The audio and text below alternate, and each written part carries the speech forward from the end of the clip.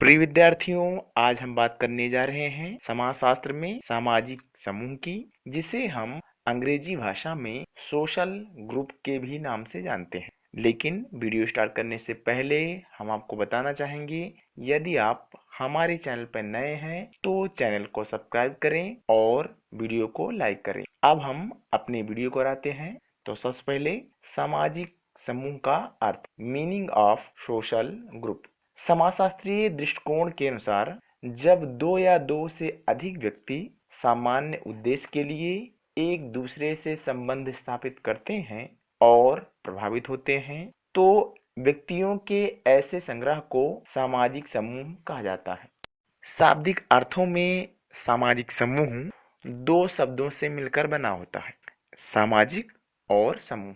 सामाजिक का तात्पर्य समाज से संबंधित होता है और समूह का तात्पर्य दो या दो से अधिक लोगों या व्यक्ति की बात होती है। इस प्रकार अगर हम इसके मिले जुले अर्थ की बात करें तो दो या दो से अधिक व्यक्तियों के संगठन को ही सामाजिक समूह कहते हैं। बात अगर सामाजिक समूह की परिभाषा की करें तो ऑकबर्न और निमकाफ ने कहा है कि जब दो या दो से अधिक व्यक्ति एक साथ मिलकर रहें और एक दूसरे पर प्रभाव डालने लगे तो हम कह सकते हैं कि उन्होंने समूह का निर्माण कर लिया है। इसी प्रकार से मैकाइवर एवं पेज ने समूह की परिभाषा देते हुए बताया कि समूह से हमारा तात्पर्य मनुष्य के किसी भी ऐसे संग्रह से है जो सामाजिक संबंधों द्वारा एक दूसरों से बंधे होते हैं। इस प्रकार हम कह सकते हैं कि सामाजिक समूह मनुष्यों के संकलन, उनकी समान आवश्यकताएं, परस्पर प्रभाव या अंतःक्रिया, संगठन तथा प्रतीकों से बने होते हैं। अब हम सामाजिक समूह के प्रकार को भी समझ लेते हैं। समाजशास्त्रियों ने भिन्न भिन्न आधारों पर सामाजिक समूह के अनेक प्रकारों का उल्लेख किया है। उदाहरण के लिए समूह द्वारा किए जाने वाले कार्यों के आधार पर, संबंधों के आधार पर, स्थिरता के आधार पर इत्यादि के आधार पर समूह का वर्गीकरण किया है।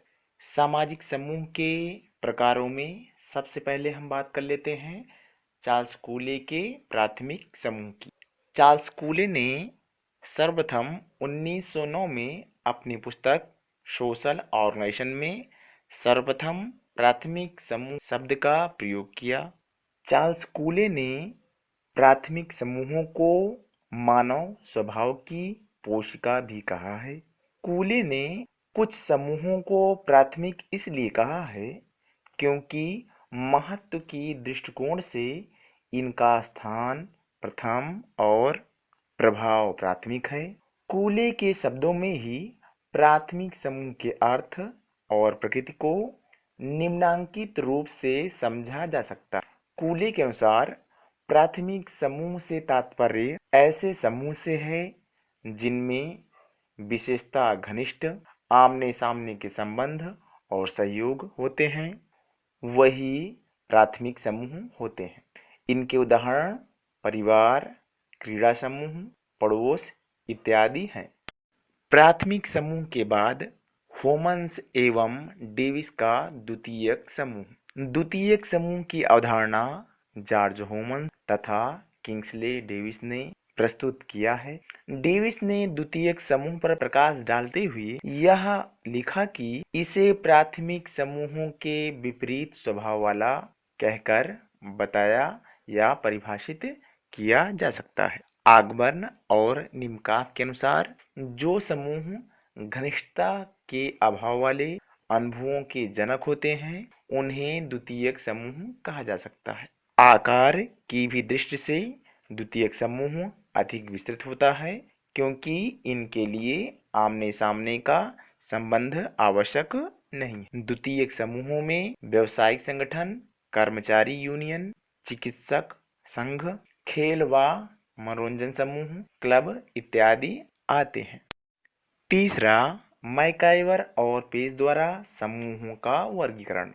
मैकाइवर और पेज ने सभी सामाजिक समूहों को तीन प्रमुख भागों और उप विभागों में प्रस्तुत किया है। पहला, क्षेत्रीय समूह, जिनका आधार संपूर्ण हितों से संबंधित क्षेत्र और एक ही क्षेत्र में व्यवसाय से लिया जाता है। इनके उदाहरण समुदाय, जनजाति, राष्ट्र, नगर, गांव, पड़ोस इत्यादि हैं। दूसरा, हितों के प्रति चेतन समूह, जिनका निश्चित संगठन नहीं होता है। ऐसे समूहों का आधार समूह के सदस्यों की समान मनोवृत्तियां, अनिश्चित सामाजिक संगठन, पद प्रतिष्ठा और अवसरों में अंतर इत्यादि होते हैं। इनके उदाहरण सामाजिक वर्ग, जाति, प्रतिस्पर्धा वर्ग, प्रजाति समूह एवं शरणार्थी समूह हैं। तीसरा, हितों के प्रति समूह, जिनका निश्चित संगठन होता है और इनका आधार हितों का सीमित क्षेत्र, निश्चित सामाजिक संगठन होता है। परिवार, पड़ोस, खेल के साथी, क्लब, महासमितियां जैसे राज्य, चर्च, आर्थिक संगठन तथा श्रमिक संघ इत्यादि ऐसे समूह के उदाहरण हैं। चौथा, वाटोमोर द्वारा समूह का वर्गीकरण।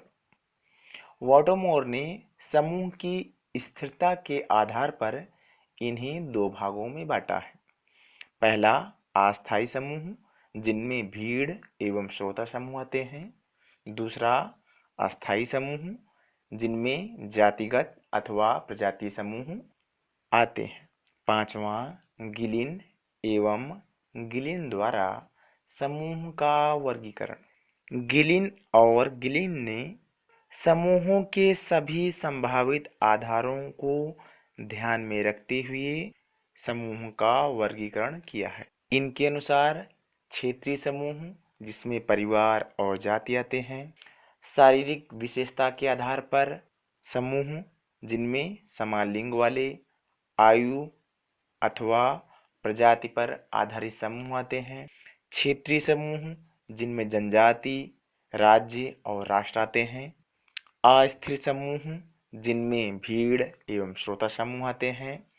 अस्थायी समूह, जिनमें ग्रामीण, पड़ोस, कस्बे, शहर तथा विशाल नगर सम्मिलित होते हैं। सांस्कृतिक समूह, जिनमें आर्थिक, धार्मिक, मनोरंजनात्मक तथा शिक्षा संबंधी समूह आते हैं। गिलिन एवं गिलिन के समूह की प्रमुख विशेषता यह है कि इसमें मैकाइवर द्वारा प्रस्तुत समूहों के अतिरिक्त उन सभी समूहों को सम्मिलित किया गया है जो अपनी विशेषताओं में सांस्कृतिक हैं। छठवां, चार्ल्स एडवर्ड द्वारा समूह का वर्गीकरण। चार्ल्स एडवर्ड ने दो प्रकार के समूहों का वर्गीकरण किया है। पहला, ऐच्छिक और दूसरा अनिवार्य समूह। सातवां, समनर द्वारा समूह का वर्गीकरण। समनर ने अपनी पुस्तक फोकवेज में अंतःसमूह और बाह्य समूह के विषय में अपनी अवधारणा प्रस्तुत की है। उन्होंने बताया कि अंतःसमूह का संबंध व्यक्तियों के ऐसे समूह से है जो अपने आप को हम की भावना से संबंधित कर लेते हैं और उनमें ऐसी मनोवृत्तियों का विकास हो जाता है जिसके कारण कुछ व्यक्तियों से वे अपनत्व महसूस करते हैं। उनके समूहों को वे मेरा समूह, उनके कार्यों, उद्देश्यों और दृष्टिकोणों को हमारे कार्य, हमारे उद्देश्य अथवा हमारा दृष्टिकोण जैसे नामों से संबोधित करते हैं। अंतः समूह के सदस्य सदैव यह विश्वास करते हैं कि उनका व्यक्तिगत कल्याण समूह के सभी सदस्यों के कल्याण में ही निहित है। इसके अलावा बाह्य समूह वह समूह हैं जो अंतः समूह से पूर्णतः विपरीत होते हैं।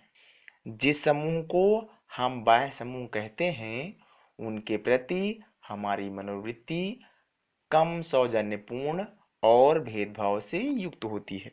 वह समूह को हम संक्षेप में यह कह सकते हैं कि जब बिना किसी विशेष कारण के ही हम कुछ व्यक्तियों से सामाजिक दूरी का अनुभव करते हैं और इसलिए उन्हें अपने से हीन मानकर उनकी अवहेलना करते हैं, तब ऐसे व्यक्तियों के समूह को हम वाह्य समूह के नाम से संबोधित करते हैं।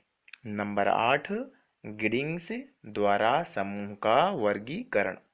गिडिंग्स ने दो व्यापक आधारों पर सभी सामाजिक समूहों का विभाजन किया है। पहला जनिक, जिसमें परिवार आते हैं। दूसरा सामुदायिक, जिनमें राजनैतिक और आर्थिक समूह सम्मिलित होते हैं। 9वां रॉबर्ट मर्टन द्वारा समूह का वर्गीकरण। मर्टन के अनुसार समूह के दो भाग होते हैं। पहला सदस्यता समूह और दूसरा संदर्भ समूह। सदस्यता समूह वह समूह होता है जिसमें वह जन्म लेता है अथवा जिसके सदस्य के रूप में वह व्यक्ति जाना जाता है।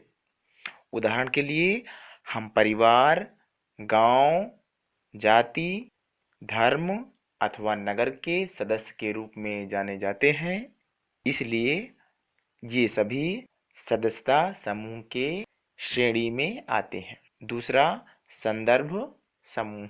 संदर्भ समूह की अवधारणा को प्रतिपादित करने का श्रेय H. हाइमन को है, लेकिन संदर्भ समूह को गहनता पर अध्ययन करने का श्रेय मर्टन को ही जाता है। संदर्भ समूह वह समूह होता है जिसका एक व्यक्ति वास्तव में सदस्य नहीं होता, लेकिन जिसे व्यक्ति अपने आदर्श के रूप में देखता है। हम इसे एक उदाहरण के रूप में भी समझ सकते हैं। यदि कोई व्यक्ति एक ग्रामीण समूह का सदस्य है तो प्रायः उसे अपनी वेशभूषा, शिक्षा, व्यवहार से निम्न प्रतीत हो सकता है। इस दशा में व्यक्ति नगरीय समूह या परिवार को अपने व्यवहार में देखना आरंभ कर देता है। इस प्रकार वह उस नगरीय समूह का सदस्य न होने के बाद भी उसी के समान अपने व्यवहारों तथा विचारों में परिवर्तन लाने का प्रयत्न करने लगता है। यही व्यक्ति का संदर्भ समूह कहलाता है। 10वां हर्बर्ट मिलर द्वारा समूह का वर्गीकरण। मिलर ने समूहों को दो भागों में बांटा है। पहला उदग्र समूह, दूसरा समतल अथवा क्षैतिज समूह। उदग्र समूह अनेक खंडों में विभाजित होते हैं और प्रत्येक खंड की स्थिति दूसरे की तुलना में निर्धारित रहती है।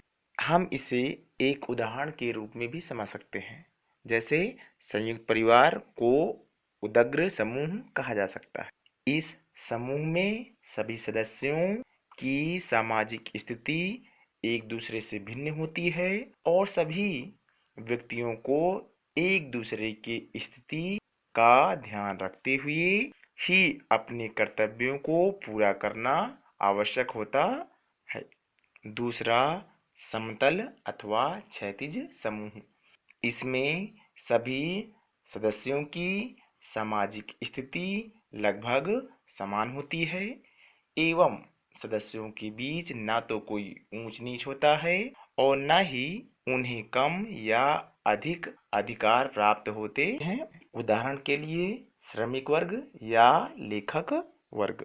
11 सिमिल द्वारा समूह का वर्गीकरण। सदस्यों की संख्या के आधार को मानकर समूह का वर्गीकरण जॉर्ज सिमिल ने किया और बताया कि समूह 3 प्रकार के हो सकते हैं। पहला मोनाड अर्थात अकेला व्यक्ति, दूसरा डियांड अर्थात छोटे समूह, तीसरा ट्रियांड अर्थात विशाल आकार वाले समूह। 12 पार्क और बर्गेस द्वारा समूह का वर्गीकरण। पार्क एवं बर्गेस ने समूहों को प्रादेशिक समूह और गैर प्रादेशिक समूहों के रूप में विभाजित किया है। इसी प्रकार से न्यूकॉम्ब द्वारा समूहों का वर्गीकरण। न्यूकॉम्ब ने दो प्रकार के सामाजिक समूह, नकारात्मक एवं सकारात्मक समूह के रूप में बांटा है। सोरोकिन द्वारा समूह का वर्गीकरण। सोरोकिन ने 4 अलग-अलग भागों में समूह को बांटा है। एकल प्रबंधन समूह, एकल कार्यात्मक समूह, बहु प्रबंधन समूह और बहु कार्यात्मक समूह। इसी प्रकार से लियोपोल्ड द्वारा समूह का वर्गीकरण। लियोपोल्ड ने समूह को 3 श्रेणियों में बांटा है: भीड़, समूह एवं अमूर्त संग्रह। नूनेज ने भी समूह को वर्गीकृत किया है। नूनेज के अनुसार 4 प्रकार के समूह होते हैं: संरचित अर्ध समूह, आकस्मिक अर्ध समूह, कृत्रिम समूह। इसी प्रकार से जॉर्ज हसन ने समूह को 5 भागों में बांटा है: असामाजिक समूह, आभासी समूह, सामाजिक समूह, समाज विरोधी समूह, समाज पक्षी समूह। इसी क्रम में एसी मेयर ने भी समूह का वर्गीकरण किया है। इन्होंने समूह को 2 भागों में बांटा है: पहला वर्गीकृत अर्ध समूह और दूसरा अंतःक्रियात्मक समूह। बीरस्टीड ने भी समूह का वर्गीकरण किया है। रॉबर्ट बीरस्टीड ने 4 प्रकार के समूह को बतलाया है, जिनमें सांख्यिकीय समूह, समाजीय समूह, सामाजिक समूह और सहचारी समूह। इसी प्रकार से आमंड ने भी समूह का वर्गीकरण किया है। इनके अनुसार 4 प्रकार के समूह होते हैं: संस्थात्मक हित समूह, जिनमें वैधानिक समूह का संगठन आता है; गैर संगठनात्मक समूह, जिनमें धार्मिक, जातीय या वर्गीय समूह आता है; आकस्मिक हित समूह, जिनमें उपद्रवी या दंगों से संबंधित भीड़ आते हैं; और संगठनात्मक हित समूह, जिनमें मजदूर संघ, किसान संघ और शिक्षक संघ आते हैं। इसी क्रम में एच.एम. जॉनसन ने भी समूह का वर्गीकरण किया है। इनके अनुसार समूह 2 प्रकार का होता है: औपचारिक समूह, जिनमें राजनीतिक दल, ट्रेड यूनियन और औपचारिक समूह, जिनमें गुट, गिरोह इत्यादि। इसी प्रकार से लेस्टर वार्ड ने भी समूह का वर्गीकरण किया है और इन्होंने 2 प्रकार के समूहों को बताया है: ऐच्छिक और अनिवार्य। स्टाउफर ने भी समूह का वर्गीकरण किया और उन्होंने बताया कि समूह को सापेक्षिक, हीनता और महत्वाकांक्षा के आधार पर बांटा जा सकता है। इसी प्रकार से जिन्सबर्ग ने भी समूह को बांटा है और इनके अनुसार अर्ध समूह या आभासी समूह होता है।